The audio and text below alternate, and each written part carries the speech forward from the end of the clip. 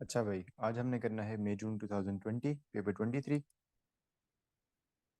Start करते हैं। इससे पहले हमने पेपर 21 और 22 जो किया है उससे काफ़ी सिमिलर है ये।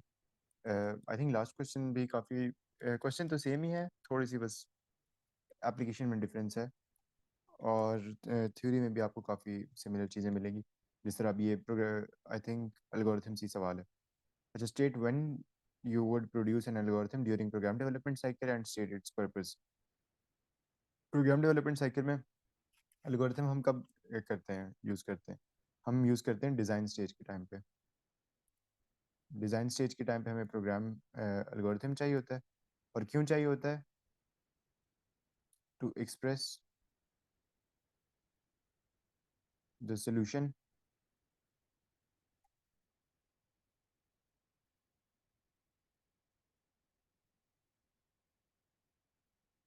As a series of steps. Series लिख लो या सीक्वेंस लिख लो, सीक्वेंस ऑफ स्टेप्स। अच्छा, उसके बाद selection is one of the basic constructs used in algorithms. Explain the term selection. अब सिलेक्शन क्यों यूज़ होती है? सिलेक्शन हम लोग यूज़ करते हैं कि based on a specific condition हम लोग प्रोग्राम के फ्लो को चेंज कर सकें। हम लोग बता सकें कि भाई यहाँ पे नहीं, आपने यहाँ पे जाना है। तो to change, explain the term selection. Selection is to change, हाँ ठीक है, the sequence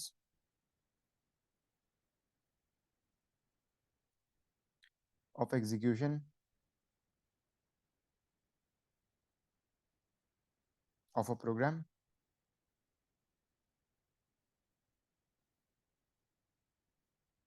based on a condition. एक कंडीशन की बेस पे आप उसका सीक्वेंस चेंज कर देते हो, बेस्ड ऑन अ कंडीशन। आगे आ जाओ। अच्छा, explain the process of problem decomposition, state one reason it may be used. अब प्रॉब्लम डिकम्पोजिशन हम क्या करते हैं, उसको एक्सप्लेन करने के लिए आप बोलोगे कि आप एक प्रॉब्लम को, एक प्रॉब्लम है आपके पास, आप उसे डिवाइड करते हो छोटे टास्क में। फिर आप उसे फर्दर डिवाइड कर सकते हो छोटे छोटे टास्क में। और इसका रीज़न क्या होता है कि प्रॉब्लम आसान करना, सॉल्व करना आसान हो जाती है। मैं आपको इसकी बेसिक एग्जांपल देता हूँ। आपने बनाना है एक कैलकुलेटर। मैं आपको कह देता हूँ कि भाई एक कैलकुलेटर बनाओ। अब आप लोगों को ये काफ़ी मुश्किल काम लगेगा कि हाँ भाई हमने कैलकुलेटर का प्रोग्राम बनाना है जिसपे यहाँ पे एक बटन हो जो ऐड करे, यहाँ पे बटन हो ये सब्ट्रैक्ट करे, एक बटन हो जो कि मल्टीप्लाई करे, ये पावर ले, ये डिवाइड करे। अब ये अलग अलग चीज़ें हैं जो कि आपको एक साथ इंप्लीमेंट करनी है, आपको काफ़ी मुश्किल लगेगा। इसके बजाय अगर आप इसी प्रोग्राम को डिवाइड कर दो छोटे छोटे टास्क में, कि सबसे पहले मैं एक एडिशन का एल्गोरिथम लिखूंगा, फिर मैं सब्ट्रैक्शन का लिखूंगा, फिर मैं डिवीजन का, फिर मल्टीप्लिकेशन का, फिर पावर का।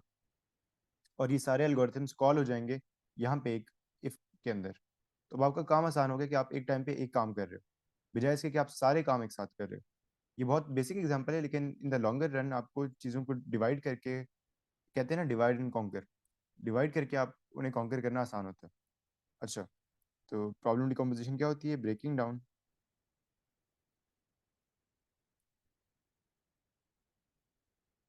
प्रॉब्लम इनटू सब टास्क्स।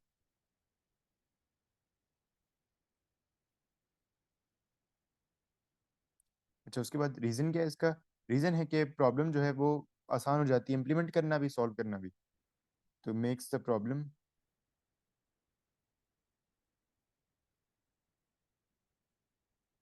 easier to implement,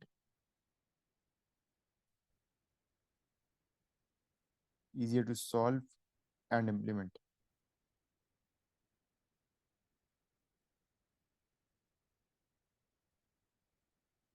अच्छा, उसके बाद name two features provided by an IDE that assist in debugging stage. अच्छा, लास्ट टाइम उससे हमने उस टाइम से पूछा था इनिशियल एरर डिटेक्शन। यहाँ पे वो आपसे पूछा डीबगिंग। अब डीबगिंग में क्या क्या काम आता है? एक आपका होता है ब्रेक पॉइंट्स काम आता है, कि आप प्रोग्राम की एग्जीक्यूशन को किसी एक स्पेसिफिक पॉइंट पे रोक दो। उसके अलावा हमने देखा था वेरिएबल वॉच विंडो। मैंने इसका आपको डेमो भी दिया था एक पास्ट पेपर में, जहाँ पे आप लोग वेरिएबल्स वॉच कर सकते हो। एक आपके पास विंडो होती है, वहाँ पे आपके पास सारे टेबल्स होते हैं। एक टेबल बना होता है जिसमें आपके सारे वेरिएबल्स हैं और उनकी करंट वैल्यूज होती हैं। और जैसे जैसे अपडेट हो रही होती है तो आपको नज़र आ रहा होता है यहाँ पे। तो यहाँ से डिबगिंग करना आसान होता है।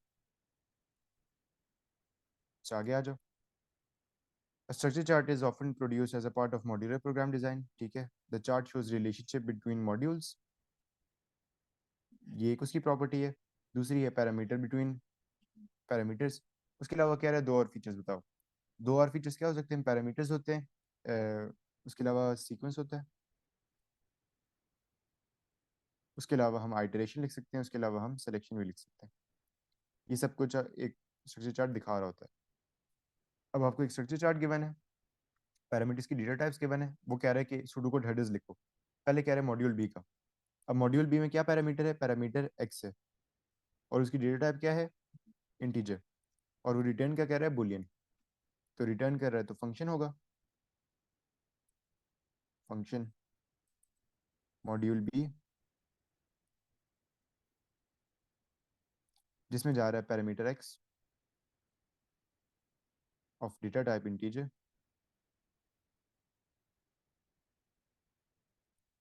और ये रिटर्न कर रहा है बुलियन।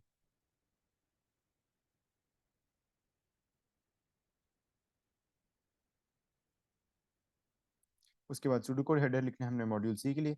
मॉड्यूल सी में बाय रेफरेंस एक जा रहा है पैरामीटर डब्ल्यू, और एक बाय वैल्यू जा रहा है पैरामीटर जी, और रिटर्न कुछ भी नहीं हो रहा, तो ये होगा एक, क्या कहते हैं, फंक्शन प्रोसीजर। प्रोसीजर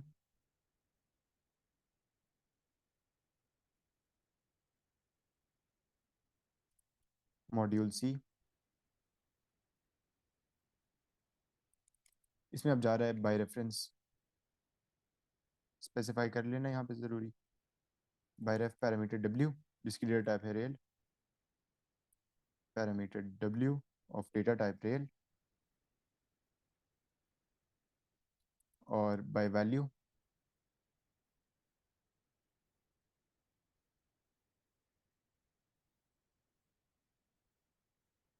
पैरामीटर जी, जिसकी डेटा टाइप है स्ट्रिंग, STRING। अच्छा, उसके बाद a student is developing an algorithm to count the number of times a given string search string appears in a 2D array। तो हम लोग काउंट कर रहे हैं, तो मतलब लीनियर सर्च लग रहा है यहाँ पे सर्च स्ट्रिंग के ऊपर, और ये लग रहा है एक 2D array के अंदर। द अरे आइटम कंसिस्ट ऑफ 100 एलिमेंट्स, जिसमें 50 रोज हैं और दो कॉलम्स हैं। सर्च स्ट्रिंग कहीं भी हो सकता है, तो आपने दोनों रोज दोनों कॉलम से सर्च करना है। उसने अब आपको बता दिया 1 से 50, 1 से 2 है, तो हमारा एक आई का लूप लगेगा 1 से 50, जे का लूप लगेगा 1 से 2।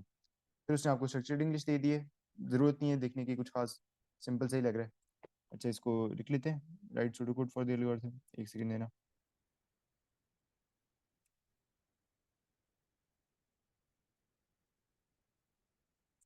यहाँ पे हम अपना आंसर लिखते हैं। अच्छा, डिक्लेरेशंस के लिए दो लाइन छोड़ दो। सबसे पहले हम लोग क्या करेंगे, काउंट को इनिशियलाइज करेंगे। काउंट को इनिशियलाइज कर देते हैं 0 पे, ये हमारा काउंट रखेगा कि कितनी बार वो आया। फिर लगेगा हमारा पहला loop, for I equals to, I ना करो, चलो रो कर दो, ताकि आप लोगों को आसानी हो ट्रैक करने में। रो थी 1 से 50, तो 1 to 50। इसी के अंदर हम लगा देंगे कॉलम का, for column equals to 1 to 2। Column का अगर आप नहीं लगाना चाहते, बेशक ना लगाओ, आप दोनों को अलग अलग से भी चेक कर सकते हो, लेकिन अगर लगा ही रहे हैं तो लगा लेते हैं एक और loop. If item row comma column is equal to search string. बिल्कुल बेसिक इम्प्लीमेंटेशन है ये लीनियर सर्च की। देन उस केस में हमने क्या करना है, काउंट को इंक्रीमेंट कर देना है। एक काम करते हैं, क्योंकि उसने हमें स्ट्रक्चर्ड इंग्लिश एक स्पेसिफिक तरीके में दी हुई है, हम उसी तरह करते हैं। Examine first row of the array, ठीक है। इफ कॉलम 1 इक्वल्स, तो हम लिख लेते हैं इफ, क्योंकि ये ना होने इस बात पे भी आके मार्क्स कटे। If item row comma 1 is equal to search string, तो हमने क्या करना है, काउंट में इंक्रीमेंट करना है। Count equals to count plus 1। इसको एंड इफ कर दिया।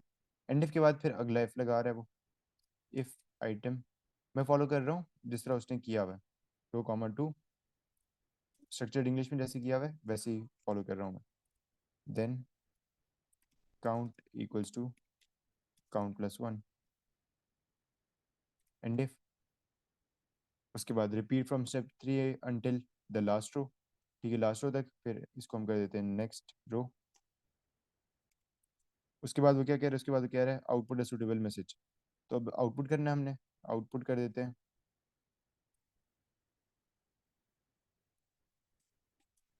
Number of times. इसको कंकैटिनेट करते हैं सेट स्ट्रिंग के साथ ताकि सेट स्ट्रिंग लिखा भी आए। सेट स्ट्रिंग, इसको फिर से कंकैटिनेट करते हैं अकर्ड कॉलन, और इसको कंकैटिनेट करते हैं नम टू स्ट्रिंग काउंट के साथ।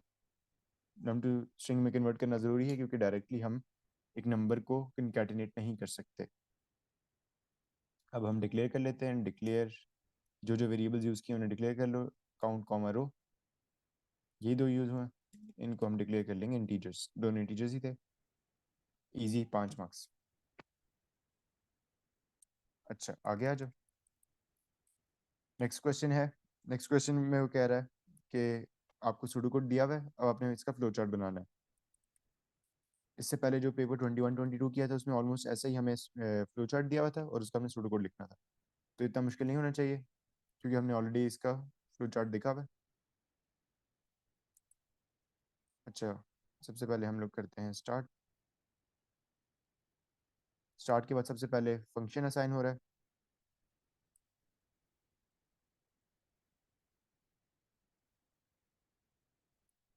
तो यहाँ पे असाइनमेंट, इसमें हमने लिखना है error is equal to delta plan comma actual. Error is equal to, एक फंक्शन है तो इसकी साइड पे लाइंस भी आएंगी, डेल्टा प्लान कॉमा एक्चुअल। और यहाँ पे भी ऐसे ले आओ। इसके बाद एक एरो। अच्छा आगे, आगे फिर उसके बाद हो रहा है केस ऑफ। तो केस ऑफ हम लोग किस तरह लगाते हैं इसमें, हम लोग लगाएंगे एक डायमंड, और इस डायमंड से आगे फिर हम लोग 3 कंडीशंस लिख लेंगे, नीचे अदरवाइज और राइट साइड पे हम लोग अपने केसेस लिख लेंगे।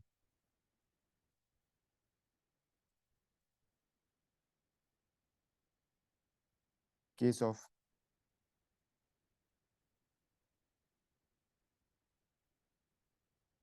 एरर। अच्छा, केस ऑफ एरर में एक साइड पे हम लोगों ने अदरवाइज लिखना है, एक साइड पे हम लोगों ने अपने सारे केसेस लिखने हैं।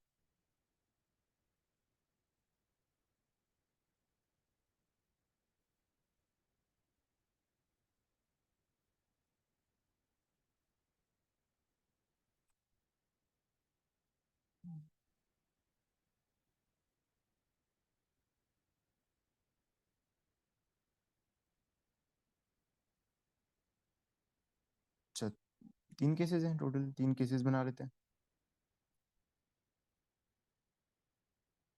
एक, दो, और यहाँ पे आ जाएगा हमारा तीसरा केस। अच्छा, अब 3 केसेस क्या है, greater than 10, 0 equals to 0, less than 10।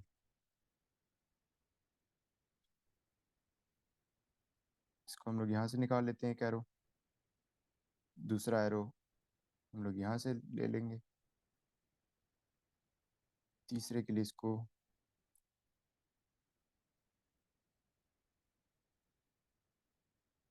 बस ठीक है। अब यहाँ पे तीनों केसेस लिख लेंगे। तीनों केसेस क्या हैं, greater than 10, equals to 0, less than -10। अब इन तीनों में क्या क्या करना है हमने, स्टीयर इक्वल्स टू स्टीयर -10,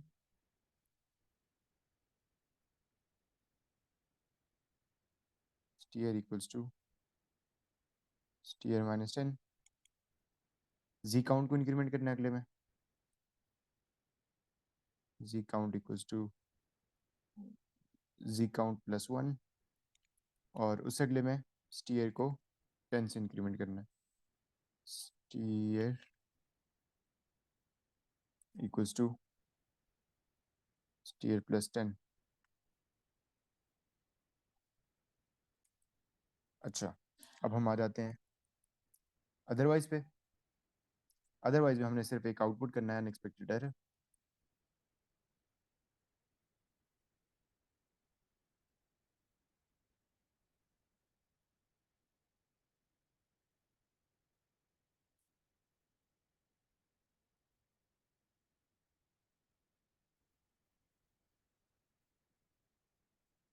अब यहाँ से हम लोगों ने एंड कर देना है, और जो हम केस के लिए आगे डिवाइड किए थे केसेस, उन्हें बीसी के साथ मर्ज कर देना है। इसको यहाँ पे एंड करते हैं।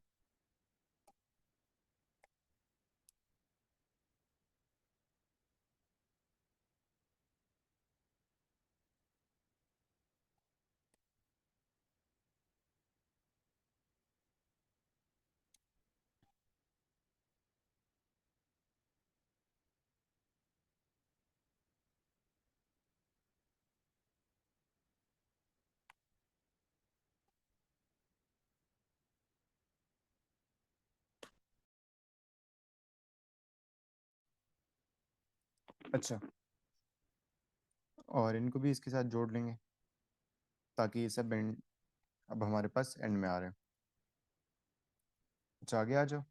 The following pseudocode algorithm has been developed to check whether a string contains a valid password। अभी पासवर्ड वैलिडिटी वाला सवाल आ गया, ये भी हमने किया है।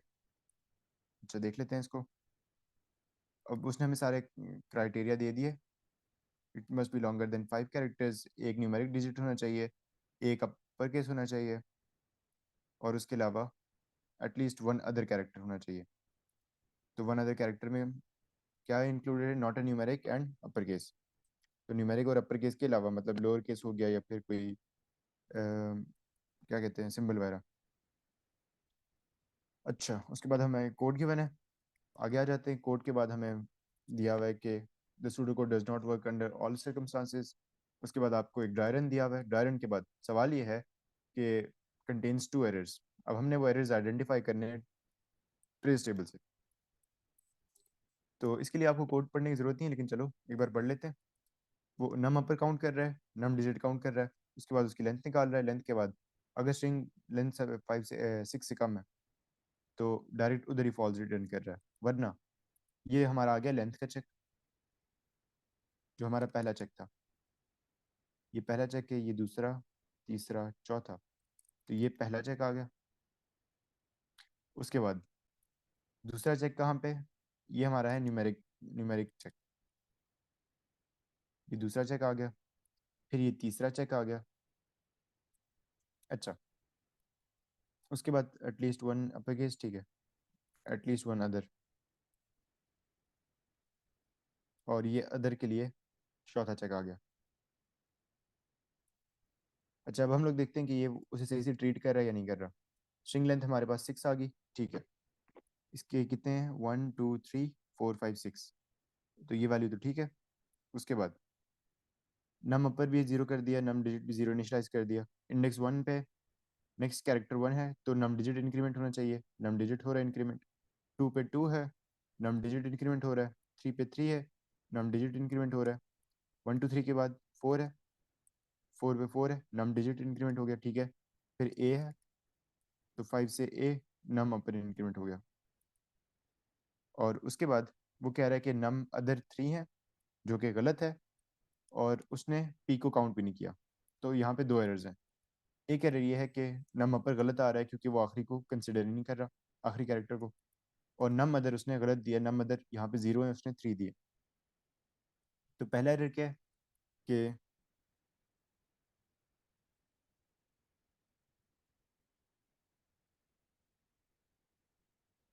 यहाँ पे लिख लेते हैं द लूप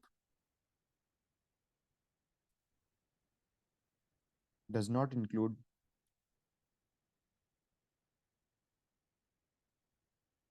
इंक्लूड लिख दो या काउंट लिख दो या कंसिडर लिख दो the last character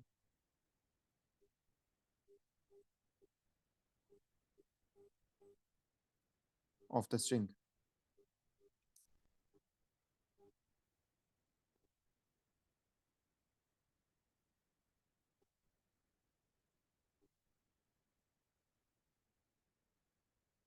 state how that indicates, ठीक है। अब ये ट्रेस टेबल कैसे इंडिकेट कर रहा है? Value of num upper is wrong. अच्छा, अगले पे आ जाओ। अगला एरर क्या है? अगला एरर ये कि नम अदर जो है वो गलत कैलकुलेट हो रहा है। नम अदर्स, अदर है या other, num other is not calculated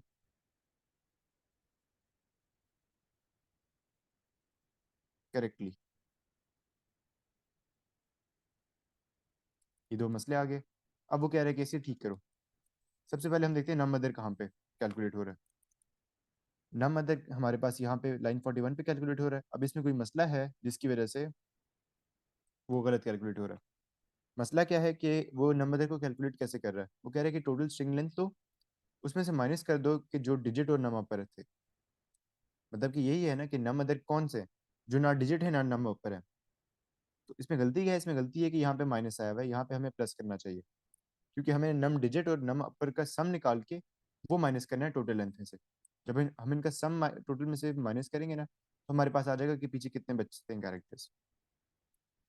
तो एक गलती तो ये आ गई। दूसरी गलती, दूसरी गलती है हमारे फॉर लूप के अंदर। फॉर लूप में वो इंडेक्स को 1 से लेके स्ट्रिंग लेंथ -1 तक चला रहा है, जबकि उसे चलाना चाहिए स्ट्रिंग लेंथ तक। मतलब कि अभी ये लूप अगर 6 का चल रहा था ना, जिस तरह हमारे उसमें हमारे ड्राई रन में, तो ये 5 तक चलेगा क्योंकि 6 -1 तक चल रहा है। तो एक लाइन नंबर 26 को ठीक करना है हमने।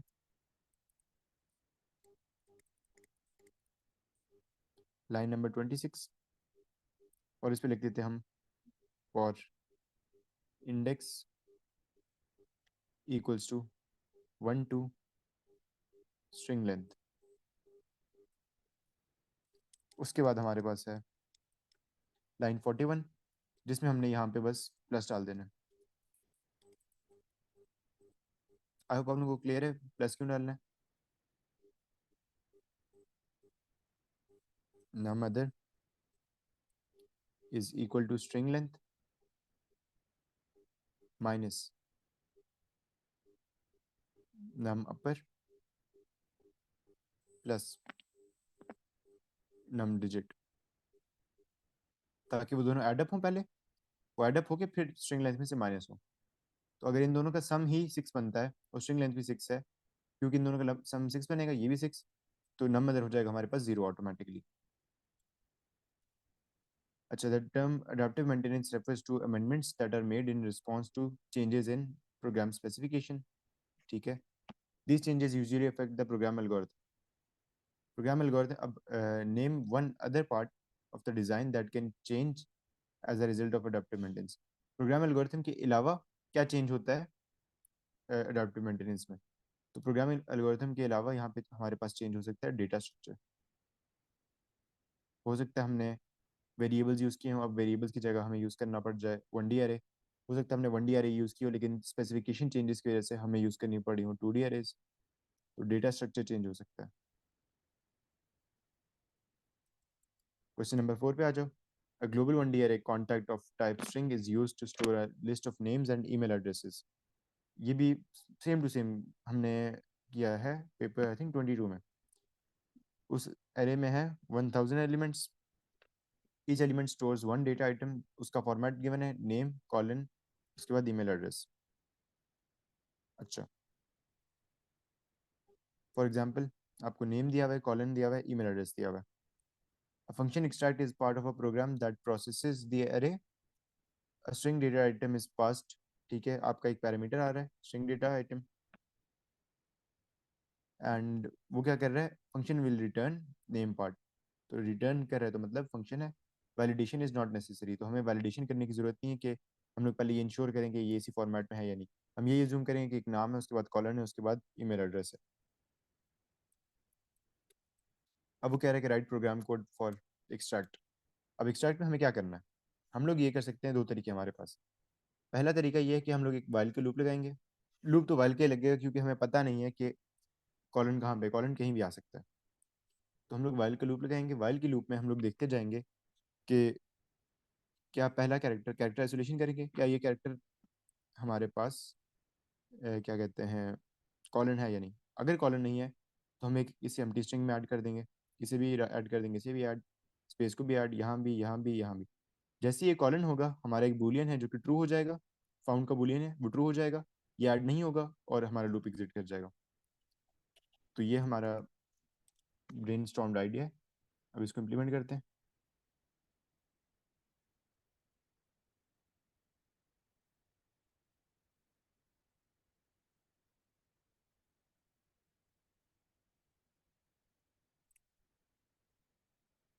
अच्छा, ये है हमारे पास फंक्शन एक्सट्रैक्ट।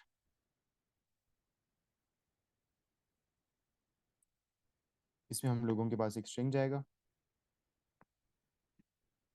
स्ट्रिंग का नाम रख लेते हैं डेटा स्ट्रिंग, और ये रिटर्न करेगा स्ट्रिंग ही। डिक्लेरेशंस की जगह छोड़ दो। उसके बाद हम लोग यहाँ पे बना देते हैं अपना इंडेक्स, क्योंकि हम लोग वाइल लूप लगा रहे हैं, फॉर लूप लगा नहीं रहे। इंडेक्स को 1 कर दिया। उसके बाद हम लोग करेंगे आउट स्ट्रिंग। ये चलो नेम कर दो इसे, नेम। नेम हमारे पास एम्प्टी स्ट्रिंग। उसके बाद हम एक फाउंड का वेरिएबल बनाते हैं,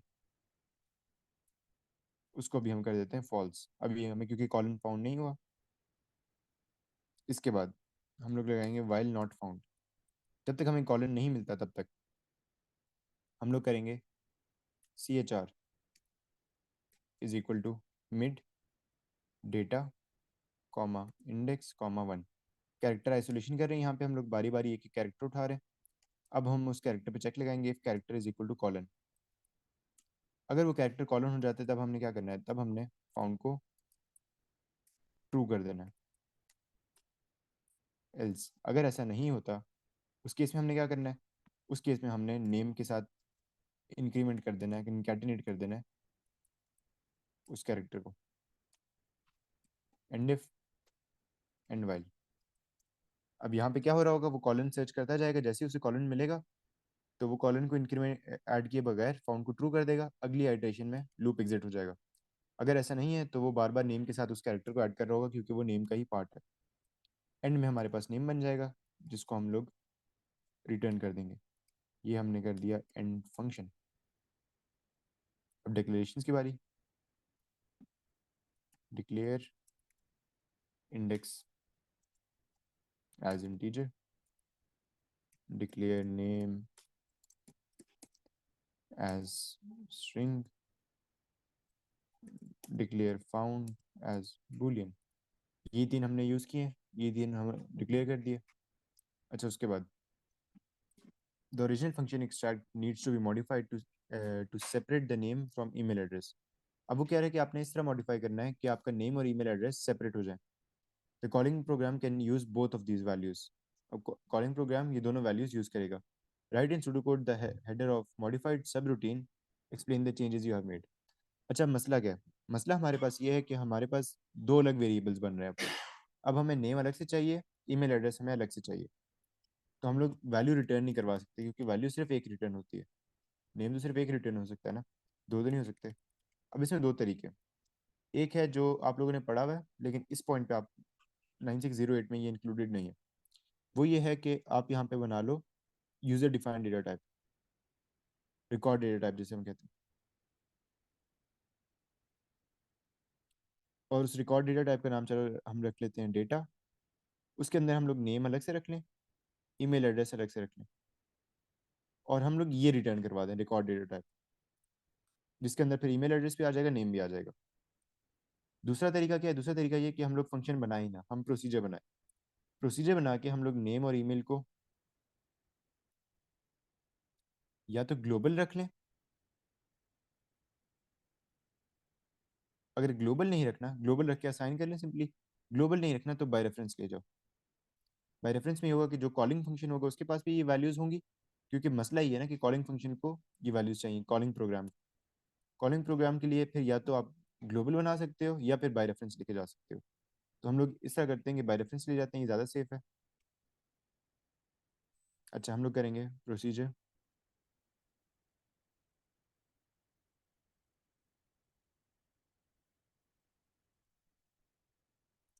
एक्सट्रैक्ट, जिसमें जाएगा by reference name as a string, साथ ही जाएगा बाय रेफरेंस ईमेल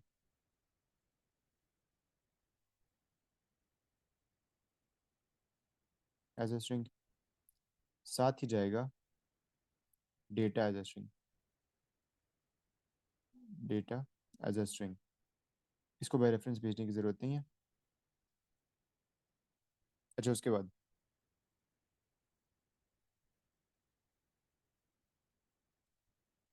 अब इसकी एक्सप्लेनेशन भी देनी है हमने। एक्सप्लेनेशन में हम लोग क्या लिखेंगे? एक्सप्लेनेशन में हम लोग लिखेंगे कि हम लोग डेटा से ये चीज़ें एक्सट्रैक्ट कर सकते हैं। We can extract and assign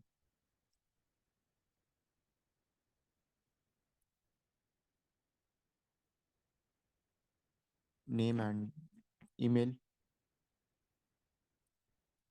to the respective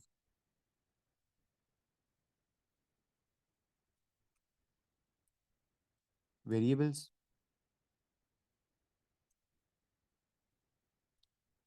which are passed by reference।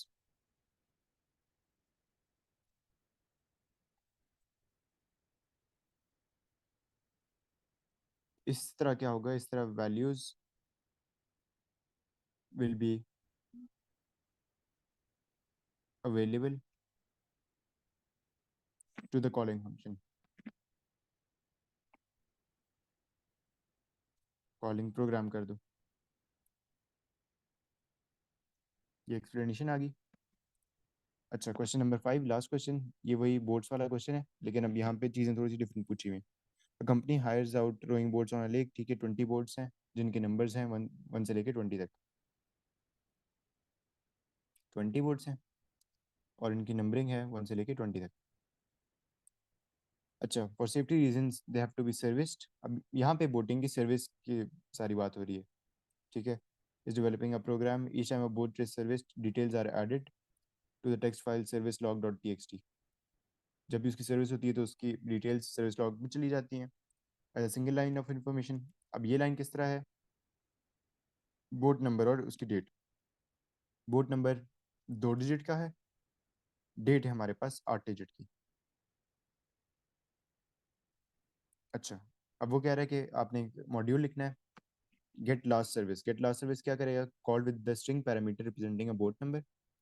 एक स्ट्रिंग पैरामीटर होगा बोट नंबर हमारे पास। Searches the file through service log dot T x T, returns the date of the last service. तो उसने last service की हमारे पास date return करनी है।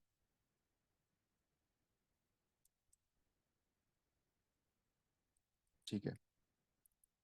अच्छा, द प्रोग्राम हैज डिफाइंड, ठीक है,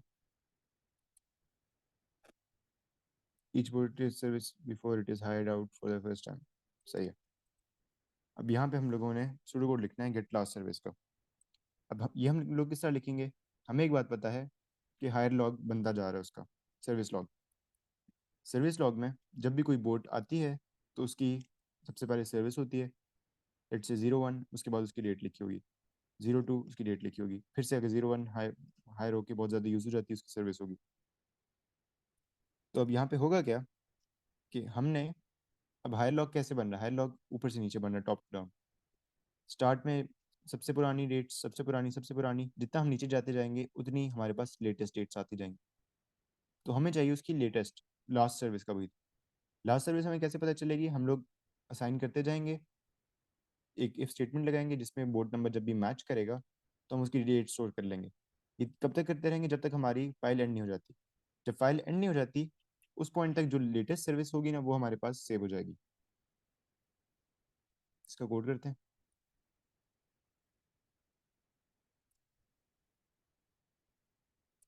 अच्छा, अब ये हमारे पास है फंक्शन गेट लास्ट सर्विस। और इसमें पैरामीटर है बोट नम, जो कि एक स्ट्रिंग है, और ये रिटर्न भी एक स्ट्रिंग कर रहा है।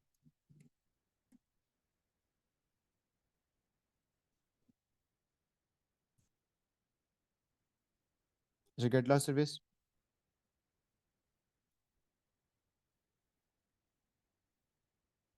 डिक्लेरेशंस की जगह छोड़ दो। फिर हम लोग करेंगे ओपन फाइल, सर्विस लॉग। अच्छा, हम लोग एक काम भी कर सकते हैं, आज करते हैं। हम लोग फाइल नेम का एक वेरिएबल बना लेते हैं, जिसमें हम लोग एक ही बार लिख लेंगे, service log dot T x T. अब ओपन फाइल में डायरेक्टली हम फाइल नेम करते हैं, फाइल नेम फॉर रीड। उसके बाद अब हम लोग करेंगे while not end of file, file name, इसमें हम लोग करेंगे read file, file name comma data. अब हमारे पास उस स्पेसिफिक बोर्ड का डेटा आ गया। अब हमने डेटा की पहले देखना है कि बोर्ड नंबर के साथ हमारा मैच हो। तो if left data comma two, left वाले दो हमारे बोर्ड नंबर है, वो अगर हमारे नंबर से मैच करता है, उस केस में हमने क्या करना है,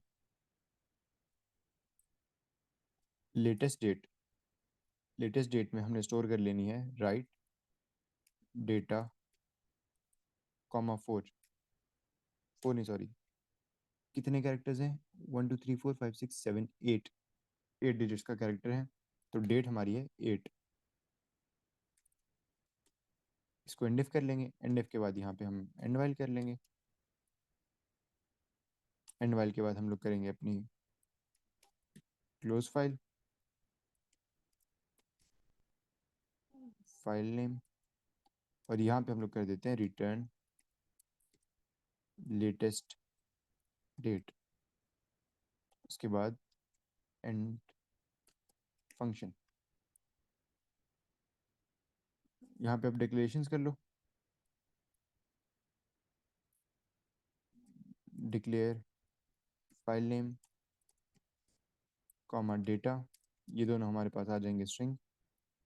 उसके बाद हम करेंगे डिक्लेयर, ठीक है, यही दो थे हमारे पास, और लेटेस्ट डेट भी है, लेटेस्ट डेट। अब हो क्या रहा है यहाँ पे, मैं आपको एग्जांपल देता हूँ थोड़ा सा डेटा लिख के। 01, अब ईयर है 2024, 0104।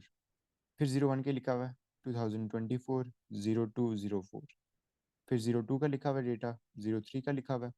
फिर से 01 का लिखा हुआ है 2024 0304। अब होगा क्या कि मैं कहता हूँ मुझे बोट वन का लेटेस्ट बताओ, वो पहली लाइन पे आएगा, वो देखेगा कि ये मैच कर रहा है, तो वो इसकी स्पेसिफिक डेट, ये वाली डेट अपने पास सेव कर लेगा, क्योंकि ये हमारे पास फिलहाल लेटेस्ट है।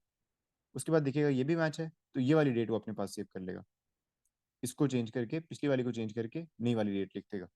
0203 तो मैच ही नहीं है। उसके बाद जब ये मैच आएगा, तो अब ये हमारे पास लेटेस्ट डेट है। ये कौन सी थी, ये जनवरी की थी, ये फरवरी की थी, ये अब मार्च की डेट है। तो मार्च की हमारे पास आ जाएगी उसके पास लेटेस्ट डेट, 4 मार्च।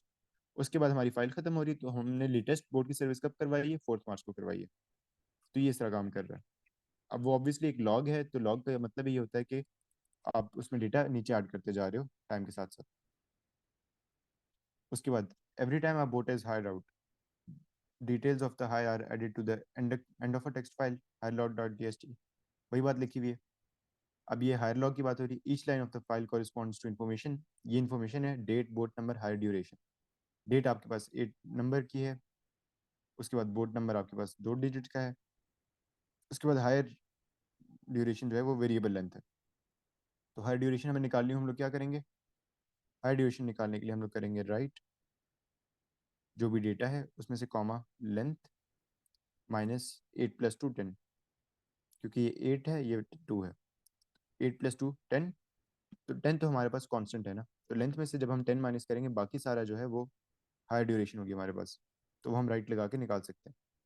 अब वो हमें कह रहा है गेट आवर्स बनाओ। गेट आवर्स क्या करता है, takes two parameters, board number लेता है, date of the last service, last service की डेट लेता है।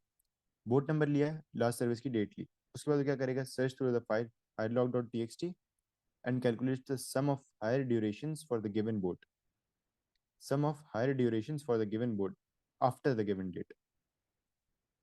बात समझ में आई? वो क्या कह रहा है, वो ये कह रहा है कि जब से आपने सर्विस करवाई है ना, उसके बाद से आपने जितनी भी बोट यूज़ की है, आपने उसके टोटल घंटे काउंट करने। वो हम कैसे करेंगे, हमें ये पैरामीटर में गिवन होगी ये वैल्यू, इस वैल्यू के बेसिस पे हम लोग आएंगे यहाँ पे, हम देखेंगे कि ये जो बोट नंबर है ये हमारे पैरामीटर से मैच कर रही है या नहीं कर रही। अगर तो ये पैरामीटर से मैच कर रही है तो हम लोग क्या करेंगे कि इसकी जो डेट है ना, डेट देखेंगे कि ये डेट इसकी इस वाली डेट से बड़ी है या नहीं है। क्यों, आफ्टर द गिवन डेट की बात हो रही है कि लास्ट टाइम जो हमने सर्विस करवाई थी ये उसके बाद का डेटा है या उसका उससे पहले का डेटा है, हमें सिर्फ उसके बाद के डेटा को काउंट करना है। समझ लो मैंने 3 मार्च को सर्विस करवाई है, मैं अब, और आज समझ लो अप्रैल है, अप्रैल चल रहा है, तो अब मैं बोलूँगा कि 3 मार्च से लेके अभी तक बोट यूज़ कितनी हुई है। तो 3 मार्च से पहले वाली जो डेट्स होंगी ना, या 3 मार्च वाली भी, मैं उनको नहीं काउंट करूंगा, मैं उनसे आगे वाली को काउंट करूंगा for the same boat number. तो अगर ये दो कंडीशंस मीट हो रही हैं तो मैं क्या करूंगा, हायर ड्यूरेशन को नंबर में कन्वर्ट करके ऐड करता जाऊंगा, और एंड में मैंने हायर ड्यूरेशन रिटर्न कर देनी है एज अ रियल नंबर।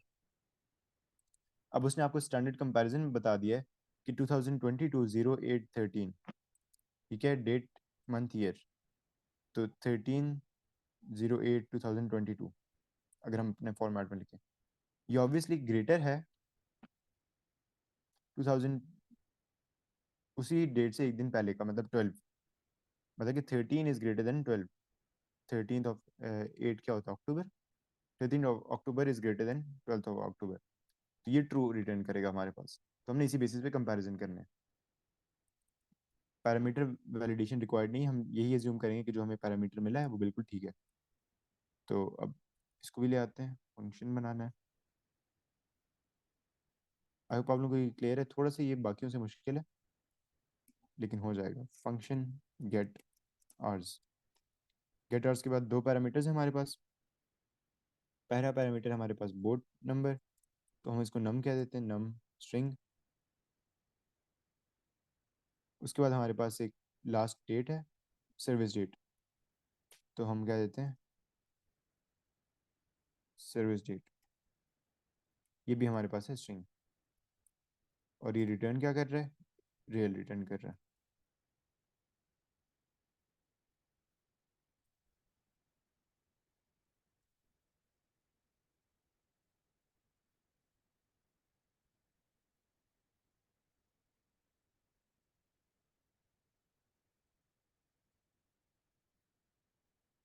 अच्छा, डिक्लेरेशंस की थोड़ी जगह छोड़ दो। उसके बाद अब हमने आर्स काउंट करना है, तो आर्स को इनिशियलाइज कर दो 0 पे। फाइल नेम रख लेते हैं, फाइल नेम इक्वल्स टू, यहाँ पे है hierlog.txt। सबसे पहले फाइल को हम ओपन कर लेते हैं, open file, file name for read. उसके बाद लूप लगाएंगे while not end of file, file name. जब तक एंड ऑफ फाइल नहीं होता हम लोग क्या करेंगे, फाइल से डेटा रीड करते जाएंगे, रीड फाइल, फाइल नेम, और इसको सेव कर देंगे डेटा में। डेटा में सेव करने के बाद अब सबसे पहले हमने उसके बोर्ड नंबर के साथ कंपैरिजन करना है। तो इफ़, अब बोर्ड नंबर देखते हैं, बोर्ड नंबर है कहाँ पे। बोर्ड नंबर हमारे पास पड़ा हुआ है, पहले 8 कैरेक्टर्स है हमारे पास डेट, उसके बाद 9th कैरेक्टर हमारा बोर्ड नंबर है। तो कैरेक्टर 9 और कैरेक्टर 10, ये दो हमारे हैं बोर्ड नंबर।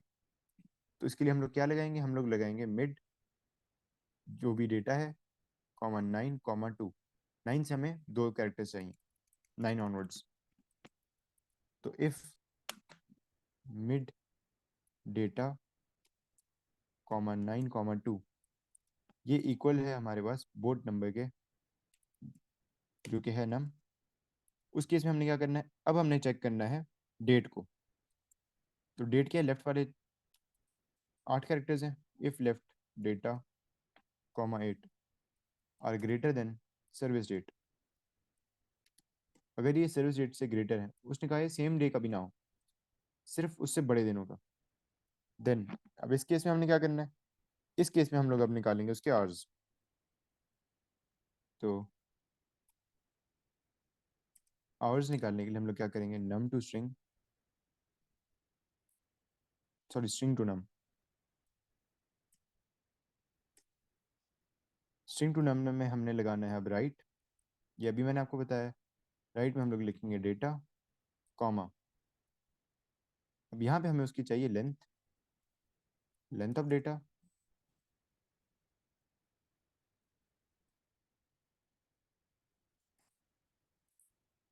और उसमें से हम लोग माइनस करेंगे 10। एक काम करते हैं, इसको थोड़ा स्प्लिट कर लेते हैं। पहले उसकी हम लेंथ निकाल लेते हैं, length is equal to, split कर लेंगे, आप लोगों को पढ़ना भी आसान होगा, लेंथ ऑफ डेटा, ये हमारे पास आ गई उसकी लेंथ। अब इस पूरे को हटा के इसकी जगह हम लिख सकते हैं लेंथ। तो उसकी लेंथ में से 10 निकालो, 10 क्यों निकाला, क्योंकि 2 हमारे पास बोर्ड नंबर है और 8 हमारे पास डेट है। वो जब हमने निकाल लिया तो बाकी के जितने भी कैरेक्टर्स बचते हैं वो राइट वाले कैरेक्टर्स हैं, तो हम राइट पे डेटा लगा के उसे नंबर में कन्वर्ट करेंगे, वो हमारे पास आ गए आर्स। इसको अब हम लोग ऐड कर देंगे टोटल आर्स में, जो कि हमारे पास एच आर एस के नाम से प्लस आर्स। इसको मैं टोटल कर देता हूँ, टोटल आर्स, ताकि समझने में आसानी हो। टोटल आर्स, टोटल आर्स, इसको एंड इफ कर दिया। यहाँ पे दो कंडीशंस थी, उन दो कंडीशंस के बाद यहाँ पे हो जाएगा एंड वाइल। एंड वाइल के बाद हम लोग यहाँ पे रिटर्न कर सकते हैं। पहले हम क्लोज कर लेते हैं, क्लोज फाइल, फाइल नेम। उसके बाद हम लोग रिटर्न कर देते हैं, रिटर्न टोटल आवर्स। यहाँ पे अब हो जाएगा एंड फंक्शन। तो हमने बस दो कंडीशंस लगाई, उन दो कंडीशंस के बेसिस पे हम लोगों ने आवर्स कैलकुलेट किए और रिटर्न कर दिए। अब यहाँ पे हम डिक्लेयर करते हैं चीज़ें, declare total hours as real, total hours के साथ आवर्स भी था। अच्छा, उसके अलावा declare file name comma data,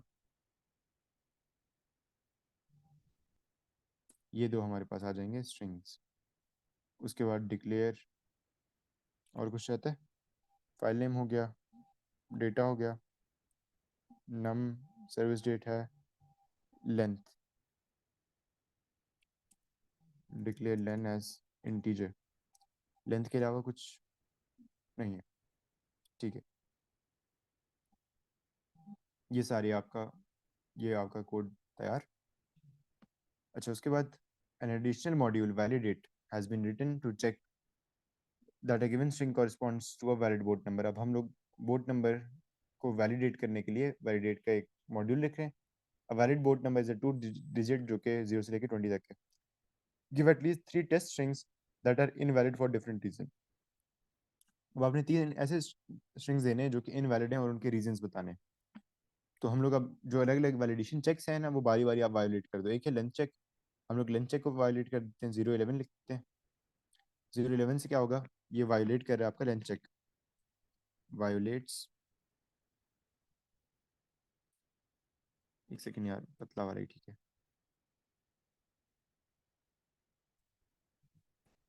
length check. उसके बाद अब एक और हम लोग करते हैं, उसका टाइप चेक वायोलेट कर देते हैं। ये सारे के सारे होने चाहिए 4, बल्कि ऐसा करते हैं ए बी कर देते हैं। लेंथ चेक वायोलेट नहीं हो रहा, अब वायोलेट हो रहा है उसका टाइप चेक। तो रीज़न क्या है, string should not have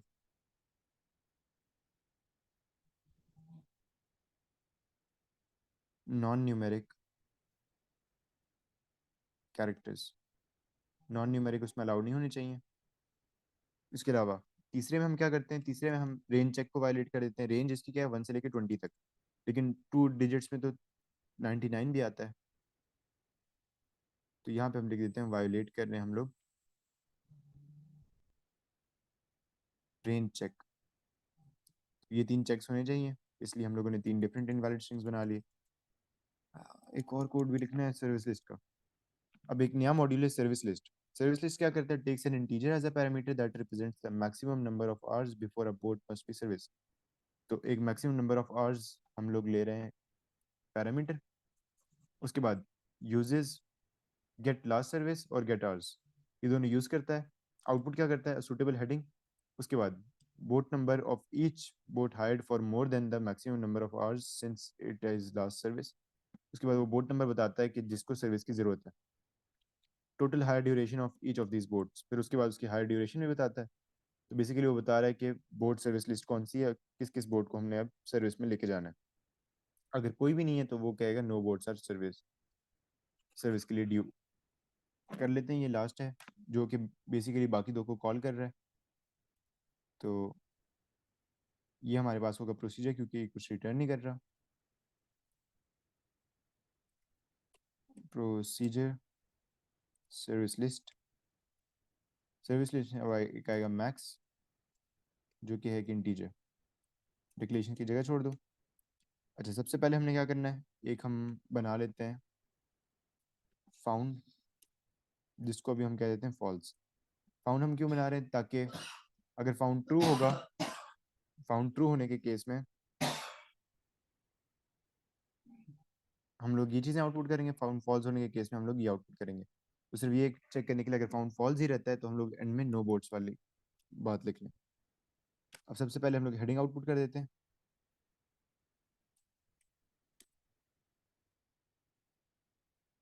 boat service list.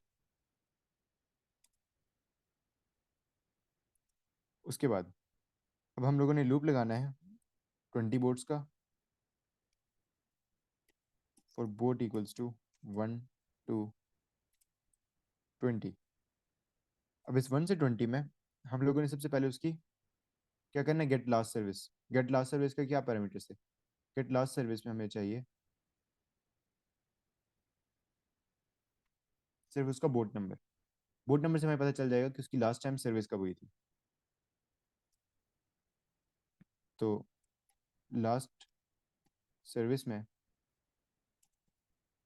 हम लोग ले लेंगे गेट लास्ट सर्विस, यूज़ कर लेंगे, और इसको हम लोग यहाँ पे देंगे बोट नंबर।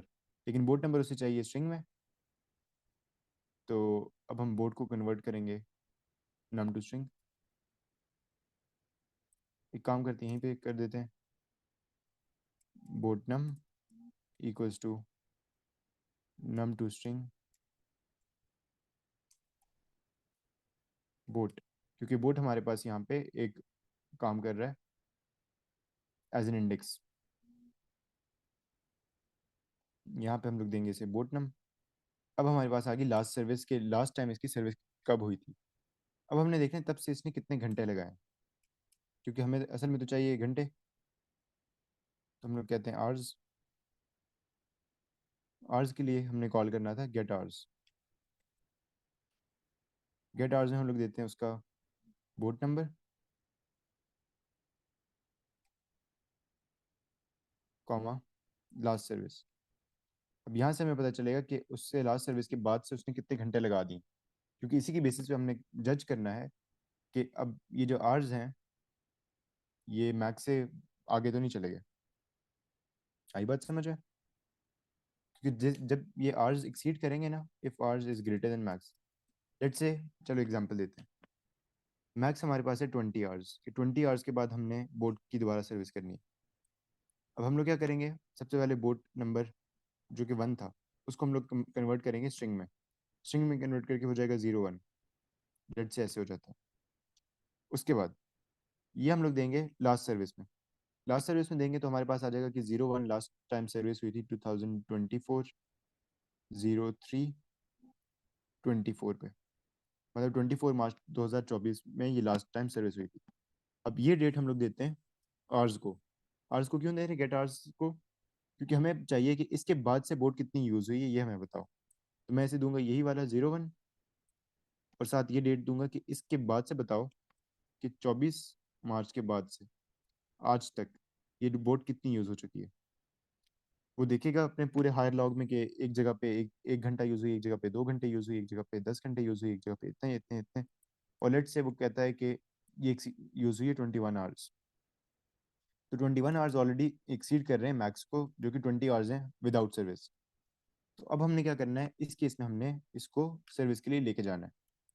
तो अब हम यही बात लिखेंगे कि अब भाई इसको सर्विस कि लेके जाने का टाइम हो गया, तो हम लोग उस पर आउटपुट कर देंगे। आगे बात समझ में? सिर्फ ये करने का मकसद है कि हम लोगों ने एक रिकॉर्ड रखना है और उस रिकॉर्ड की बेसिस पे हमने बोट को सर्विस के लिए लेके जाना है। अब हम लोगों ने आउटपुट क्या करना है, आउटपुट का फॉर्मेट हमें गिवन है। सबसे पहले हमने बोट नंबर, उसके बाद उसके आर्स। तो बोट नंबर है ये, बोट नम हमारे पास ऑलरेडी स्ट्रिंग में पड़ा हुआ है। इसको कंकैटिनेट करेंगे कॉलन के साथ, जिसके साथ स्पेस, फिर से कंकैटिनेट। अब हमें गेट आर्स, ये आर्स को करना है convert num to string hours. ये एंडिफ हो गया। अच्छा, एंडिफ से पहले अब हमारे पास फाउंड को हम लोग कर देंगे ट्रू, क्योंकि एटलीस्ट हमें एक मैच तो मिल गया। यहाँ पे हम लोग कर देते हैं नेक्स्ट बोट। ये सब कुछ होता रहेगा। अब अगर लूप एग्जिट हो गया, उसके बाद भी फाउंड फॉल्स है, इसका मतलब है कि हमें किसी भी बोट को सर्विस करने की जरूरत नहीं है, कोई भी ऐसी बोट नहीं है। उसमें हम कहेंगे no boat are due to be serviced.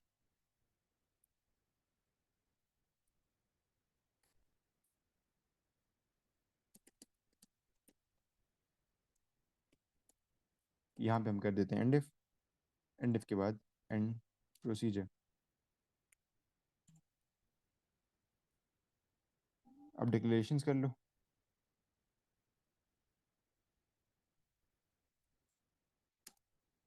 Declare found as boolean. उसके अलावा डिक्लेयर करना है हमने बोट को इंटीजर। उसके बाद हमने डिक्लेयर करना है आर्स को रेल। उसके बाद हमने डिक्लेयर करना है last service.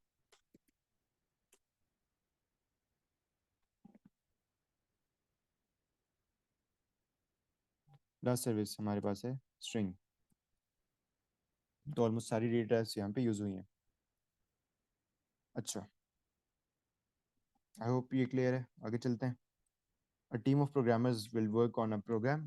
Before they begin, the team meet to discuss ways in which the risk of program faults may be reduced during the design.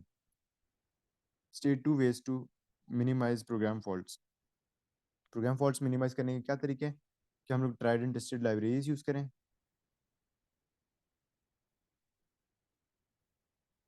उसके अलावा गुड प्रोग्रामिंग प्रैक्टिस फॉलो करें। Libraries follow good programming practices.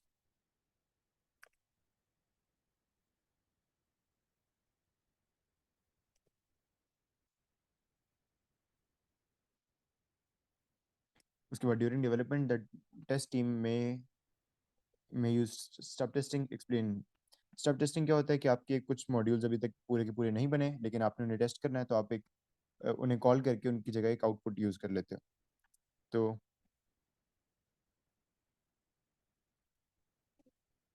Testing carried out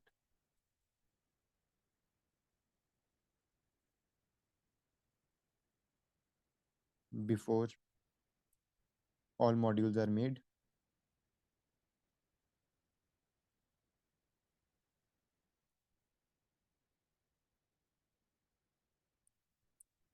अच्छा, modules have dummy output statement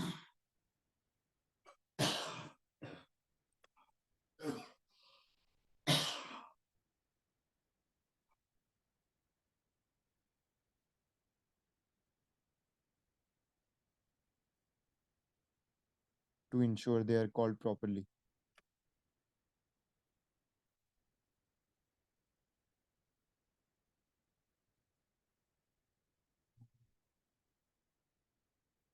अच्छा, उसके बाद explain how single stepping may be used to help find a logic in program logic error.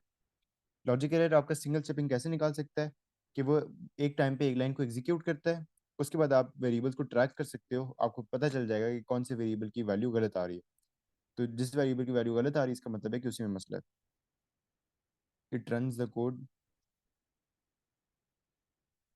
Line by line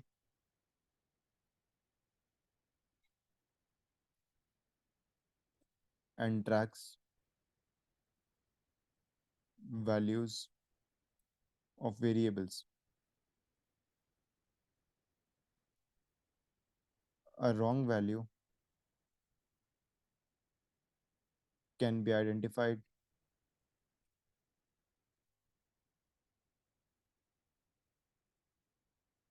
at the logic error. जहाँ पे logic error है, at the line with the error, at the line with error. जिस line में error है वो उस line में बता देगा आपको। यहाँ पे आपका प्रोग्राम आपका पेपर एंड हो जाता है।